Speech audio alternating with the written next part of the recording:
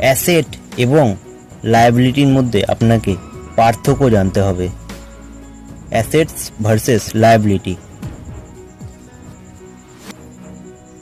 দেখুন এখানে ভুলটা কোথায় হয়, আমরা গরিব লোকেরা লায়াবিলিটি পারচেস করি এবং সেটাকে আমরা অ্যাসেট হিসেবে ভাবি, আর বড় লোকেরা কি করে, নিজেদের অ্যাসেটসের সংখ্যাটাকে বৃদ্ধি করে, যেখান থেকে কিন্তু তাদের বড়লোক যে একজন মানুষ, ধরুন আপনার কাছে টাকা পয়সা হয়ে গেল, আপনি কিন্তু হঠাৎ করে বড়লোক হয়ে গেলেন, কিন্তু সেই বড়লোক ভাবনা চিন্তাটা বা সেই বড়লোকটা আপনি কিন্তু বেশি দিন থাকতে পারবেন না যদি না আপনি অ্যাসেট এবং লায়াবিলিটির মধ্যে যে কি পার্থক্য সেটা আপনি করতে পারেন।